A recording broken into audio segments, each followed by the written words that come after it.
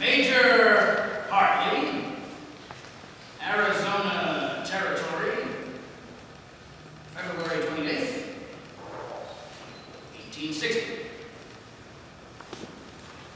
My dear Major, I open the envelope of this letter to report that last evening Mrs. Colt presented me with a little 6.5-pound baby daughter. Now, if there is any decent whiskey in the shanty, I know you will suspend the rules and touch glasses with me in the compliment of long life and prosperity to the newcomer.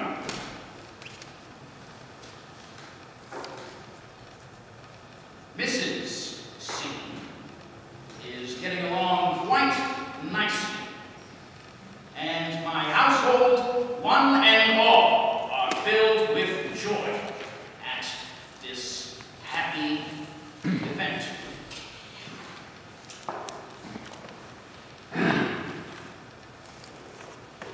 I have nothing else to report of myself or my family other than to say that my health is improving, and all other members of my family are quite well.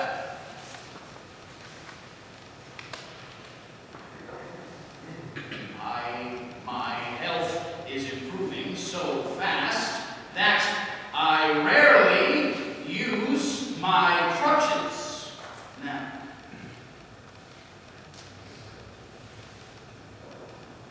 I get along pretty well with the aid of my cane.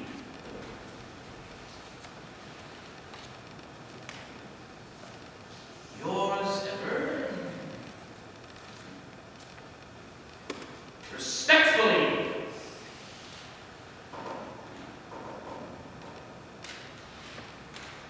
with kind regards, I am truly yours, Sam Colt. Colonel Sam Colt.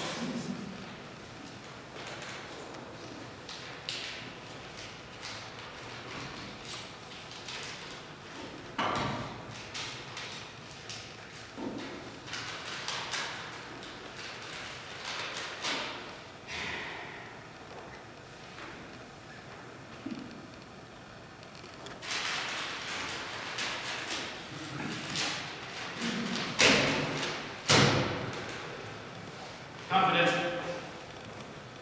I am occasionally seeing reports and anecdotes and complimentary reference of the use of Sharps and Burnside, rifles, carbines, and pistols, and their use upon grizzly bears, G-R-I-S-L-Y-B-A-R-E-S, grizzly bears, Mexicans, Indians, and so forth and so on. This is all wrong. It should be Colts. Repeating pistols, carbines, rifles, and so forth and so on.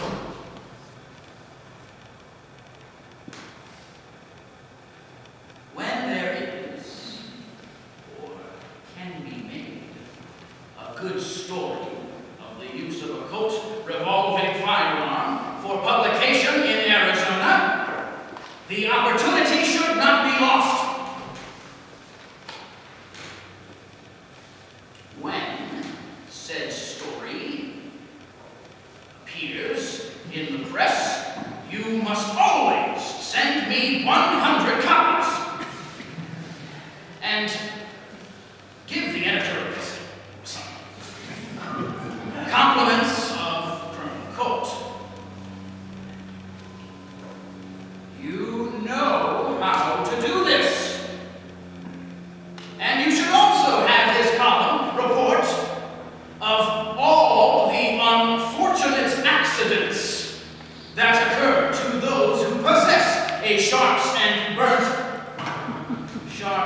and humbug arms.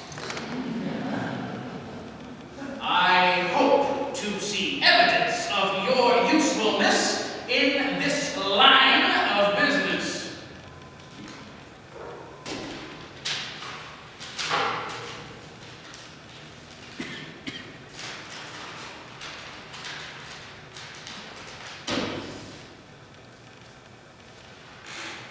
Mr. Root! Mr. Lord! Get in here. Gentlemen, yes, come in. I have a shortage of seating. I'm afraid you have to stand. Gentlemen, I trust you have seen the report of sales, which is most up to date. This is all wrong. At this rate, I'm going to have to lay off employees in order to remain solvent. Now, I have exhausted every effort in this life to build this company, and I will not see it falter now because of a momentary lapse in demand for firearms. What was that, Mr. Lord? No, I do not possess the power to incite international conflict. But if I did, do you think I would use that power? Yes, I would. Gentlemen, we must do our best to turn off our arms. That is better than our best efforts have done thus far. Run the armory day and night with double sets of hands until we have 5,000 or 10,000 ahead of each kind of gun. I would rather have accumulation of products than to have money lying idle.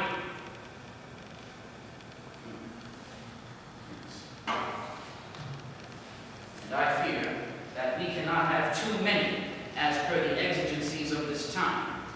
And I think we will be converting the machinery over to the plain, long musket and rifle for use in infantry in North America, as per the missive I have received from my agent in New Orleans. Whether Mississippi and Georgia and South Carolina want for their own flag and country is of little interest to me. But what does intrigue me are the guns being used by their militiamen and the guns being used inside their garrisons. That piques my interest. And while we are on the subject, have our guests arrived? Good.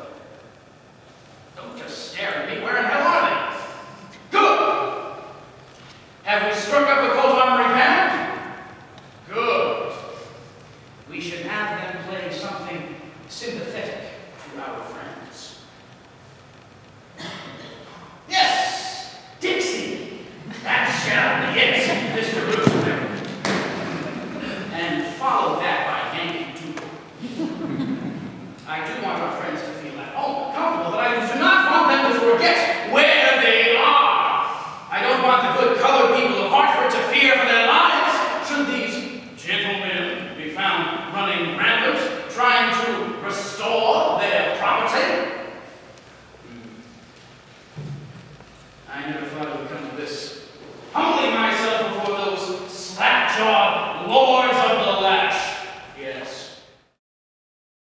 We've just had a little daughter, gentlemen, to Elizabeth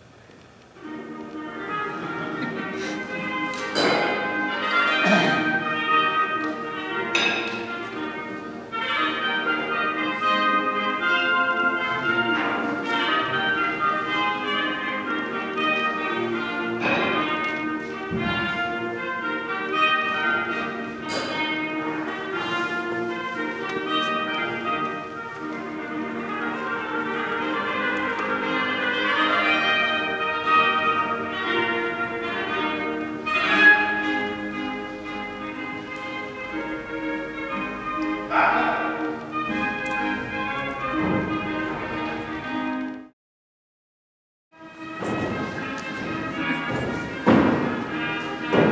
and gentlemen, I, Sam Colt, inventor, industrialist, benefactor, proud member of the Connecticut Historical Society, esteemed member of the Connecticut Militia, colonel in the Connecticut Militia, inductee to the London Society of Civil Engineers, welcome you to Connecticut and to our capital city of Hartford. You will find that I am intensely proud of my native state and my native city, and of its most distinguished resident, myself. Now, for those of you who do not know my history, I was born the son of a lowly Hartford manufacturer, my father, Christopher. He took risks, as one must do, to earn a fortune.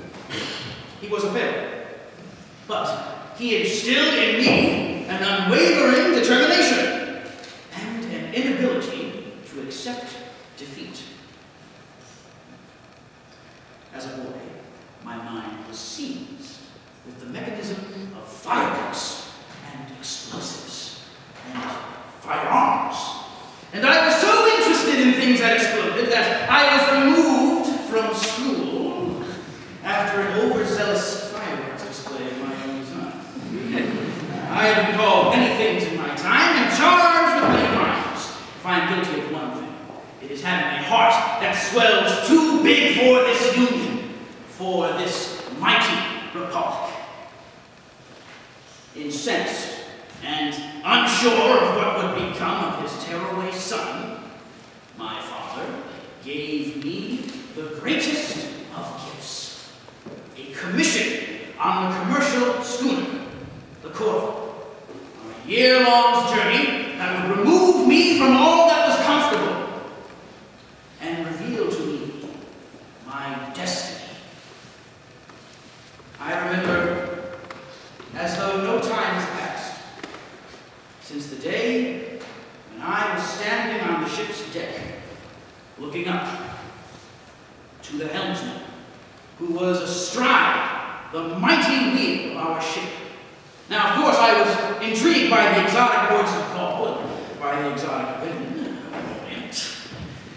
But the mechanism of our ship was immensely interesting to me.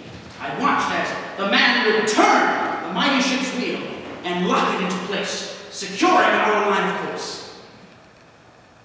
I watched in ecstasy as he rotated the wheel, spinning the spindles, the sun shining behind him, my face buffeted with sun and with shadow.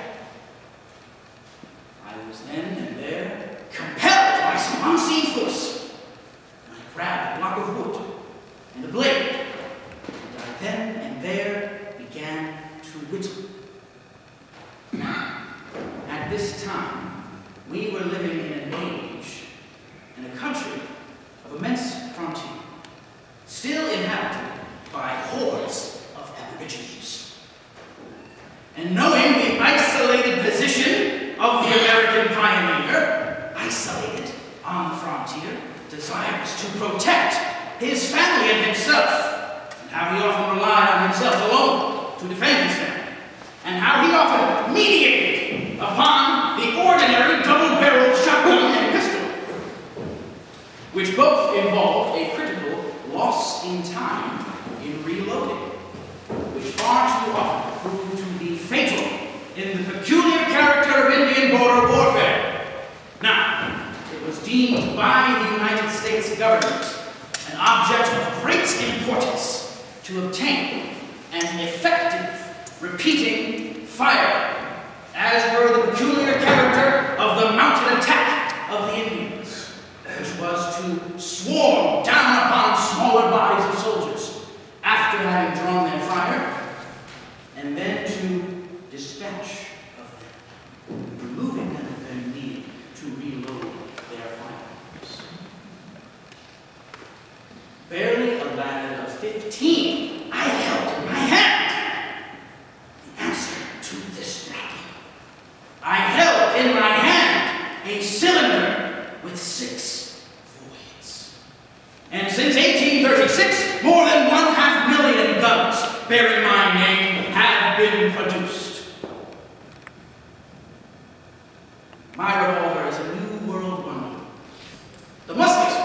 It's an old, established thing. It is a thing that has been the rule for ages. But my revolver is new. The fruits of my inventive genius has liberated the American settlers and the Texas Rangers from those barbarous savages of the plains, and armed our troops in Mexico, infantries the world over, Crimea, in Russia, across the vast British Empire, all prefer Colt's revolving firearms. Even the policemen in our crime-ridden cities all prefer my guns to all others. Now, I have invited you Southern men of industry, military, and government here to Coltsville so that you may see what I have built and what I have produced. It is my hope that in the coming days you will become a part of the Colt enterprise. My wife Elizabeth and I are honored to have you and your wives as my guests here in Coltsville. And I do hope I can convince you men to invest, or at the very least take home a pistol or two for yourselves. And once your wives see these magnificent machines, gentlemen, it'll be your charge to talk them out of it. They make a lovely addition to the domestic sphere. Now, let us all step inside the world's largest private gun-making concern, Colt's Armory.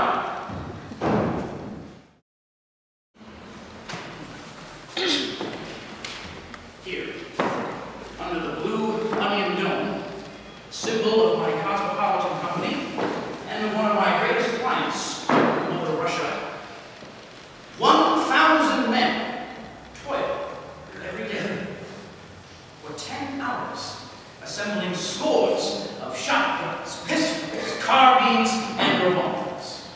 Now, I am the sole architect of all of this. I came from nothing, but now I have. But no one man is the sole craftsman behind a completed work of machinery. Rather, each gun represents the exertions of many men and many individualized, mechanized processes. Ah, yes. Now, here we are. The second floor, the main armory shop, unlike anything you have ever seen.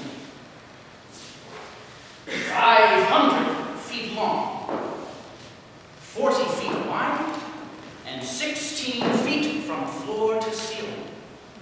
And every square inch festooned with the most modern of machinery. Do not be afraid, my dear. These men regard this place as an honest and safe place to work, and we have visitations like yours nearly every day.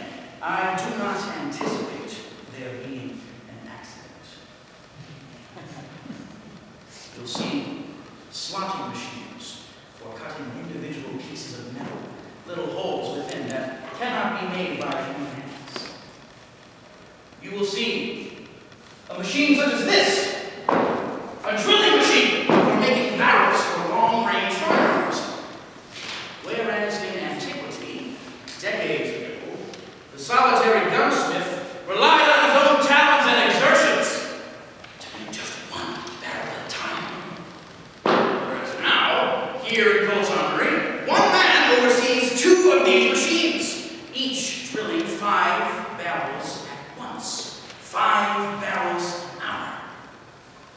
Thanks to the exertions of our inestimable engineer, Mr. Elisha K. Root, and the tireless support of our labor force, we here in Hartford have obtained maximal efficiency.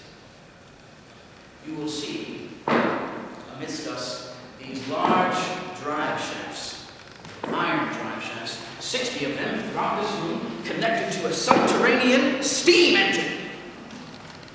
This entire complex is self-perpetual, and so long as we have an infinite supply of steam and men, mechanical genius, and so long as the people of this world decide to resolve conflicts by shooting one another, the works here in Hartford will run on.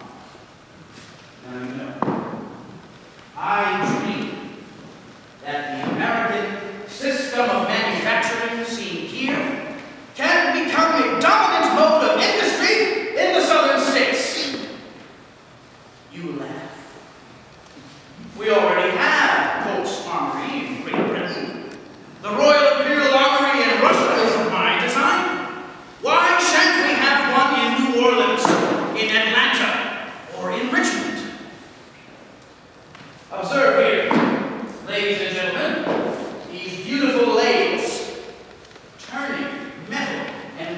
shaping stocks and grips and other fine pieces. And these large machines, jigging machines, also designed by the inestimable Mr. Root.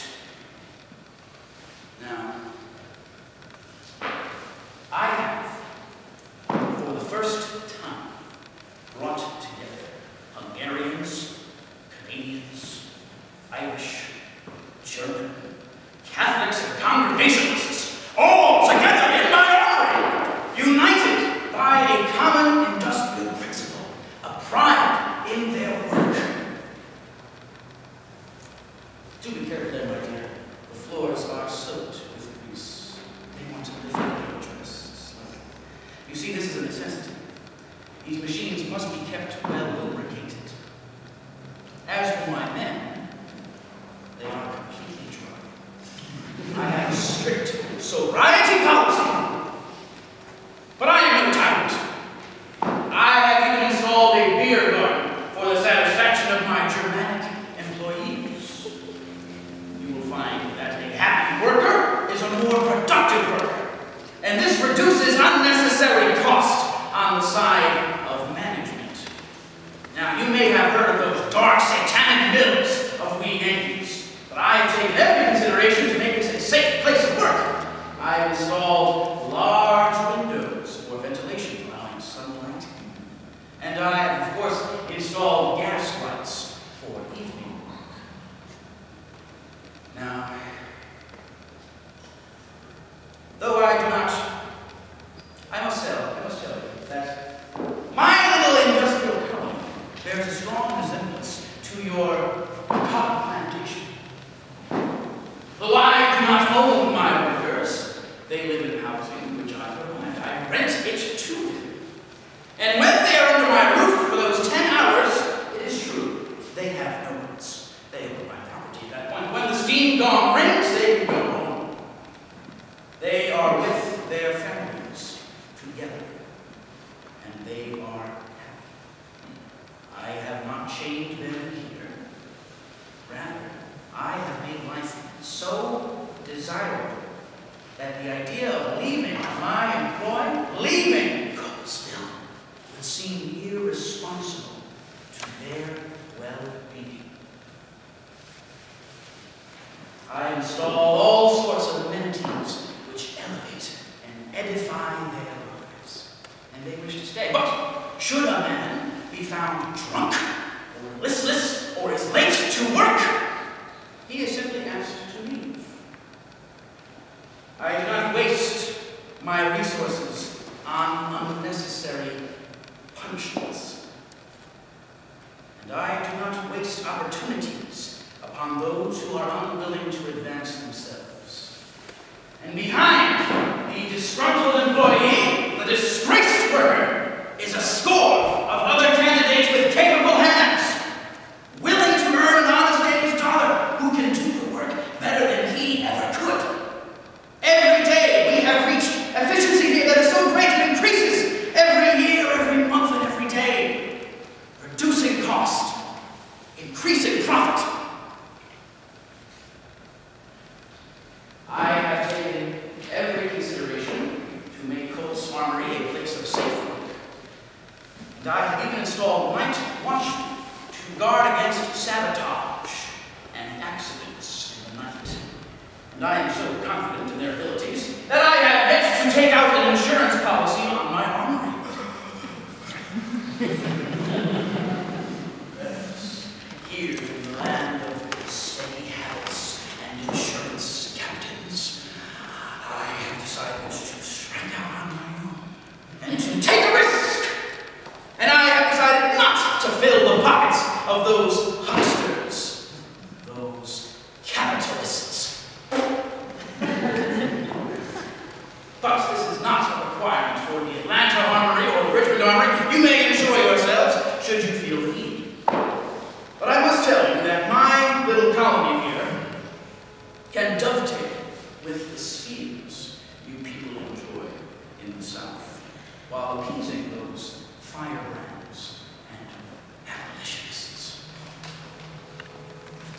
You have at your disposal a workforce which may be channeled with supervision by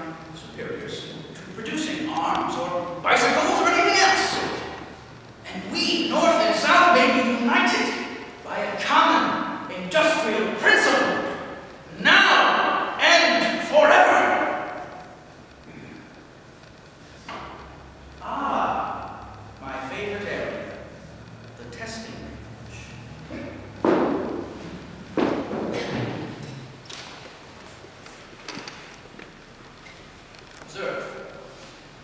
The Colt Navy Revolver, first produced in 1851, has been one of my most popular of models. And every successive year of production brings new innovations and new improvements, so that the newest and latest Colt Navy Revolver is, of course, the best. I suppose you will want me to fire this thing to see how it works. Yes. Ladies, you may want to cover your ears, for the sound may be deafening.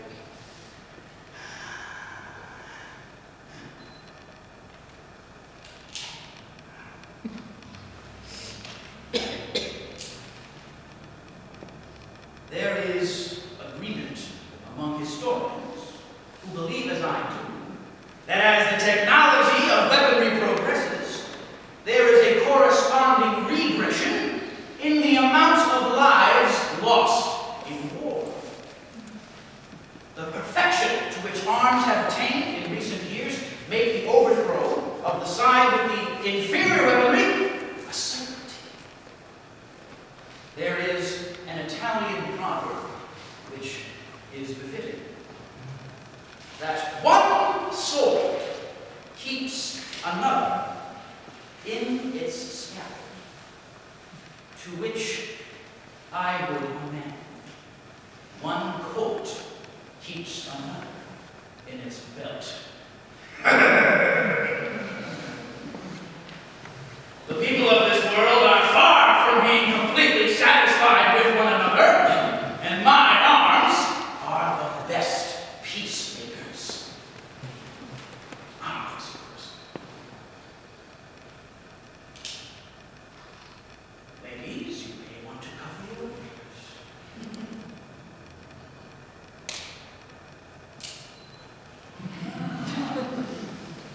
Now, I have been called many things in my life.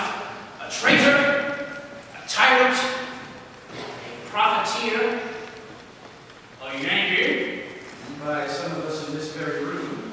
But I am also an artist. Fine ornamental engravings in gold and brass are available for presentation and show guns, the likes of which have graced the treasure vaults of czars and kings and popes and potentates the world over. Even though they are made by a mechanized process, each is unique. Each is original. Ah, yes, yes. Ladies, you may wish to cover your ears. I'm sure I have your attention now. Observe! The Colt Navy Revolver, patented and protected, only produced here in Hartford, and of course in Russia and England. But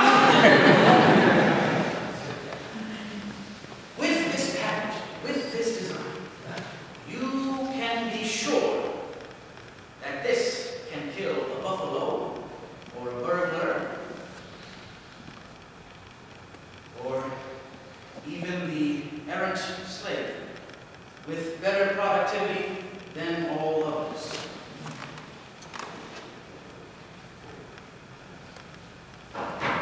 I do enjoy immensely testing my products. Sometimes I envision the heads of the many ordnance officials who have mired my company with countless inspections and prevented me from having profit for more than 10 years. I think of those who have stood in my way over the years. Now, of course, ladies, I should say that this gun can also be, as I said, a wonderful decoration, but also a powerful inducer of fidelity and good behavior. Works quite well. Now, I never neglect my eternal task to help build up the reputation of my arms. For there are many who seek to destroy the reputation of my arms, which I have exhausted every effort in this life to build. And of course, I have kept a book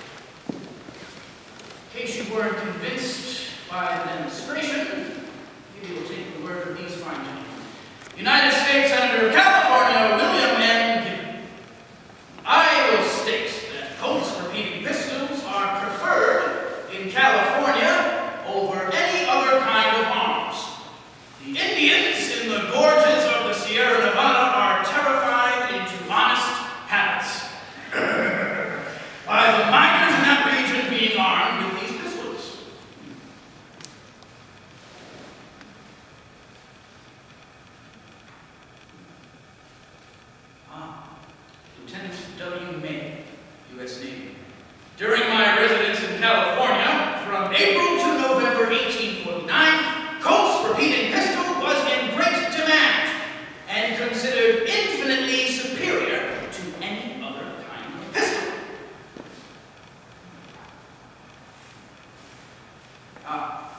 Captain S.G. French, U.S. Army.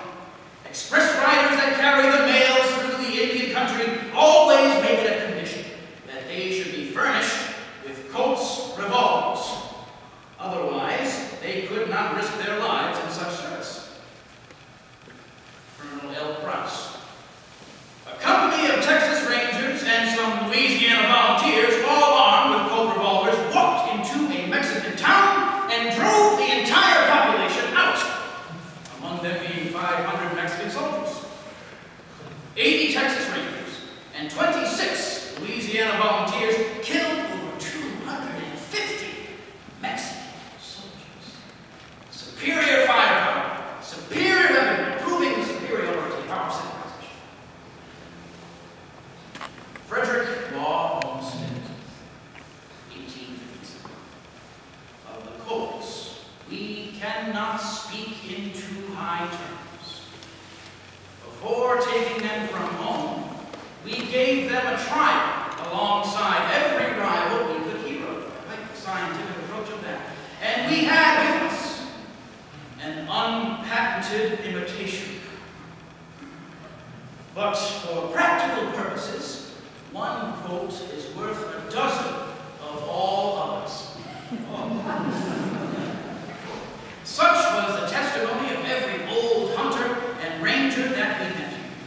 There are probably in Texas about as many revolvers as male adults. And I doubt if there are 100 in the state of any other make. Sometimes I wished all the states were like Texas.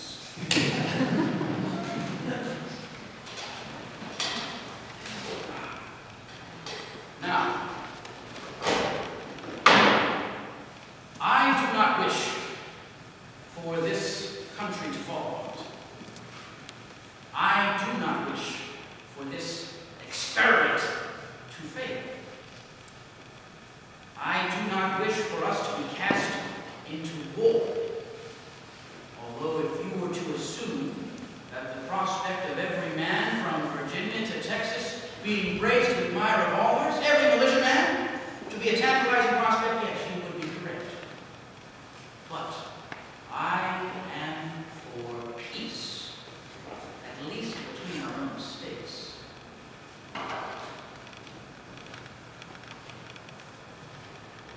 It is my hope that you will join me in this great effort of civilizing the world, securing peace. Gunpowder and gun-making have civilized even man's most primal of pursuits, and I hope you will join me in that effort. We are securing the safety of citizens and soldiers the world